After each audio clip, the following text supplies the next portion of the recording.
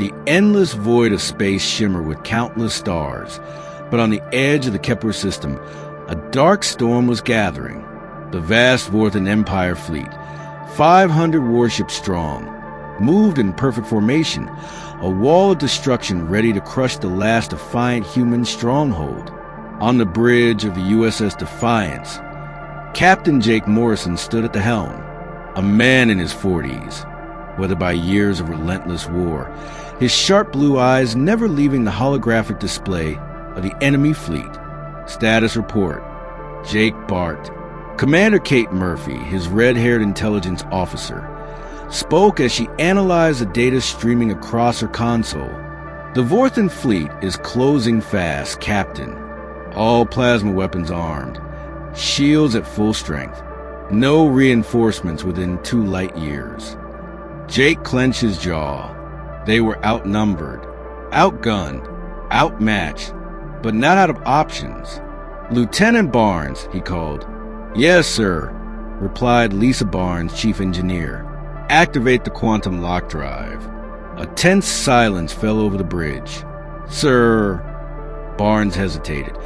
We haven't fully tested it. If it fails... Jake's gaze was steel. If we don't use it, we're dead anyway. Do it. Barnes swallowed hard and entered the final commands. The hum of the ship deepened, the very air charged with unnatural energy. Quantum lock engaged. Barnes confirmed. Phasing now. The USS Defiance shimmered, warping and splitting like a reflection on rippling water. Space itself twisted around them. Then, everything changed. Outside, the Defiance now existed in multiple dimensions simultaneously. Half visible, ghost-like, it flickered between realities. Dr. Wong, what's our status? Jake demanded. Dr. Alex Wong, the ship's chief physicist, stared at his instruments in awe. Captain, we're existing in 26-dimensional states. The laws of normal space no longer apply to us. Before Jake could process this, a transmission came from Sergeant Major Tony Rodriguez in the troop bay. Captain, something weird's happening down here. My Marines, they feel like they're in several places at once. Dr. Wong paled. The quantum field's affecting the crew. We're not just piloting a multidimensional ship, we're becoming multidimensional ourselves. Is that dangerous? Jake asked. I don't know, but it means we can do things no human's ever done before. Jake made a snap decision. Tony, take your Marines. Board one of those Vorthon ships. Sir, they're thousands of miles away. Just start walking. Trust the field. The Marines opened the airlock. No suits, no shuttles, and stepped into open space. Instead of dying, the quantum field wrapped around them, and they moved through dimensions as easily as walking down a hallway. A moment later, they were inside a Vorthon battleship. The Vorthons never saw them coming. Marines disabled systems, destroyed reactors, and phased out before alarms could sound. One by one, Vorthon ships went dark or exploded, helpless against an enemy they couldn't see or comprehend. War Prime Thexel, watching from his flagship, stared in horror as human soldiers appeared and vanished like vengeful ghosts. This is not war, Thexel whispered. This is haunting. In an hour, the once mighty Vorthon fleet was shattered. For the first time in human history, it was the aliens who were afraid. 3 days later, the galaxy was ablaze with rumors. Every alien civilization with a comm relay had heard the story of a human ship that existed in multiple dimensions and annihilated a fleet 500 strong, without a scratch. In the Defiance's ready room, Captain Morrison scanned intercepted messages. Commander Murphy arrived, datapad in hand. Captain, you need to see this, she said. The Zepyrian Trade Federation declared an emergency council. The Krillian Hive Mind is dispatching scouts. Even the Stellar Republic is paying attention. Jake sighed. The Vorthon Empire, humanity's sworn enemy for 20 years, had already sent a message suggesting peace talks. A communication flashed on screen. Admiral Sam Carter, an old soldier with iron gray hair, appeared. "Congratulations on an impossible victory, Morrison. Earth Command is already building 12 more quantum lock ships. You're a legend." "Thank you, Admiral, but we need to be cautious. Scared enemies can be unpredictable." "You're right. That's why I'm giving you a new mission. The Krillian Hive Mind want to test their bioships against your quantum fleet near the Titan Nebula. Get there. Show them what we can do." Jake nodded grimly.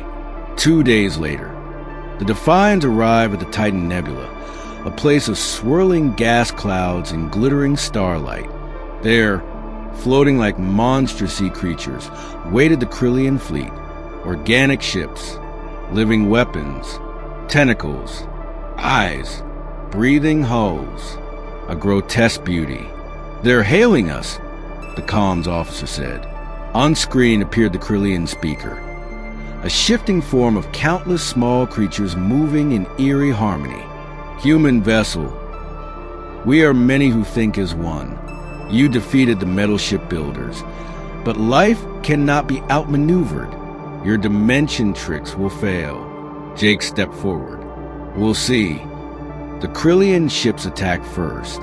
Glowing, fish-like organisms swam through space, seeking to burrow into Defiance's hull, but they passed harmlessly through.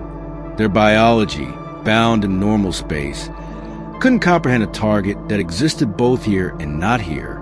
Confusion rippled through the enemy. Jake ordered counterattack. The Defiance fired quantum phase weapons from angles no Krillian mind could predict. It wasn't war.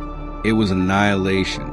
Bioships screamed in defiance as their living hulls withered and weapons turned mad from attacks that came from nowhere and everywhere at once.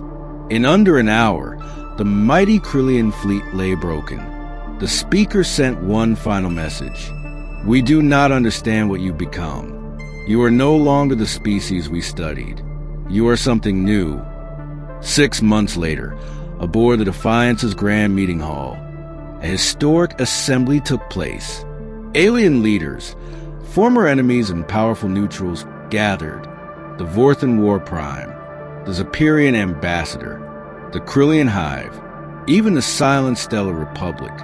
Ambassador Helen Clark, humanity's chief diplomat, stood calmly before them. "Let's be clear," she began. "You asked for this meeting. We didn't." War Prime Thexel spoke first. "The Vorthon Empire formally surrenders." Jake expected it, but hearing it was surreal. The once invincible enemy now bowed without conditions. Ambassador Keelder of the Zephyrian spoke next. "Peace is impossible while you possess this technology. No one can fight you." Many who think as one agreed. "You didn't win battles. You made them unwinnable." The Stellar Republic's golden representative finally said, "The balance of power has shifted permanently. Humanity has transcended warfare." Ambassador Clark was firm. "We won't conquer you. We want a peaceful galaxy. But if peace is refused..." Jake spoke up. "Then you face the fleet." At that moment, Dr. Wong entered, a whispered update for the captain. Jake addressed the table. "Earth Command has finished 12 more quantum lock ships, 13 in total." Shock rippled through the alien delegation. The Zephyrians offered trade alliances. The Krillians pledged biological tech. One by one, every species sought friendship over annihilation. A new order had begun.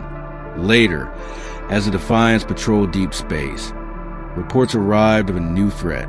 An ancient machine civilization stirring in the outer rim. Jake Morrison smiled coldly. "If they wake up, they'll learn the same lesson everyone else has. You don't fight humanity anymore. You either join us or you get out of our way." The Defiance and its sister ships slipped into dimensional phase, spreading their silent, unstoppable message across the stars. Humanity had arrived. and the universe would never be the same again.